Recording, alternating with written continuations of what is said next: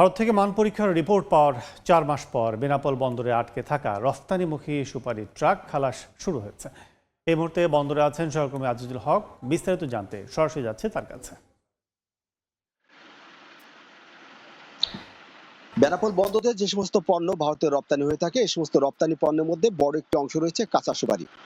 বাংলাদেশে উৎপাদিত সুপারির গুণগত মান ভালো হয়, বেশ চাহিদা রয়েছে পার্শ্ববর্তী দেশ ভারতে। তথ্য বলছে প্রতি বছর প্রায় 200 কোটি টাকা সুপারি রপ্তানি হয় ভারতে।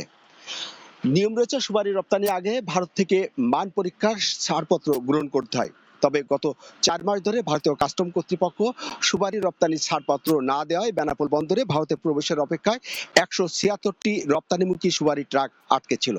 রপ্তানি বাণিজ্য স্বাভাবিক করতে দুদেশের ব্যবসায়ীরা বিভিন্নভাবে চেষ্টা করেন, তবে কোনো কাজে আসেনি। বরং স্থলপথে পাটজাত পণ্য তৈরি, পোশাক, গার্মেন্টস সহ গুরুত্বপূর্ণ কয়েকটি পণ্যের রপ্তানির উপরে নিষেধাজ্ঞা আসে। এতে চরমভাবে রপ্তানি বাণিজ্য সংকটের মুখে পড়ে।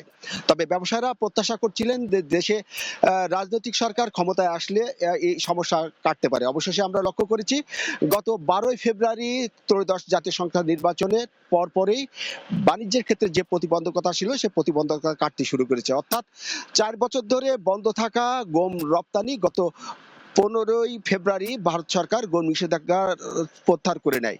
এছাড়া গত 19শে ফেব্রুয়ারি থেকে যে সুপারি রপ্তানির ছাড়পত্র ভারতীয় কাস্টম কর্তৃপক্ষ দিতে শুরু করেছে, ফলে বেনাপোল বন্দর দিয়ে যে রপ্তানি বাণিজ্য অনেকটা স্বাভাবিক হয়েছে। যে সমস্ত সুপারি ট্রাক আটকে ছিল সে সমস্ত সুপারি ট্রাক বেনাপোল বন্দর থেকে কিন্তু ভারতের পেট্টাপোল বন্দরে যেতে শুরু করেছে। বেনাপোল বন্দর কর্তৃপক্ষ আমাদেরকে জানিয়েছেন যে 176টি সুপারি ট্রাক বেনাপোল বন্দরে আটকে ছিল, সেটি ভারতীয় কাস্টম কর্তৃপক্ষ ছাড়পত্র দেয়।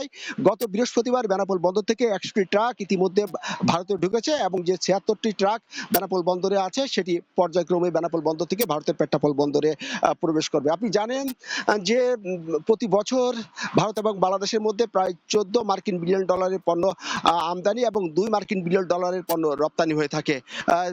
দিন দিন বাংলাদেশি যে সমস্ত রপ্তানি পণ্য তার গুণগত মান ভালো হয়, কিন্তু এই রপ্তানির চাহিদা ভারতে বাড়ছিল। তবে গত 2024 সালের 5ই আগস্ট সরকার পরিবর্তনের পর আমরা দেখতে পেয়েছি যে রাজনৈতিক সম্পর্কের পাশাপাশি দুই দেশের সম্পর্কে টানপোড়েনের কারণে কিন্তু বাণিজ্যের উপরে একের পর এক নিষেধাজ্ঞা আসে এবং নিষেধাজ্ঞার কারণে আমদানি এবং রপ্তানি বাণিজ্য প্রায় কিন্তু অর্ধেকের নিচে কমে আসে। তবে ব্যবসায়ীরা বর্তমানে প্রত্যাশা করছেন যে তারা আশা করছেন যে সমস্ত আমদানি বা রপ্তানি পণ্যের উপরে নিষেধাজ্ঞা রয়েছে দ্রুত এই সমস্ত নিষেধাজ্ঞা কাটিয়ে আবারও ভারত বাংলাদেশের মধ্যে আমদানি এবং রপ্তানি বাণিজ্য স্বাভাবিক হবে। তো এই ছিল বেনাপোল স্থলবন্দর থেকে আমার কাছে বাণিজ্য নিয়ে সর্বশেষ।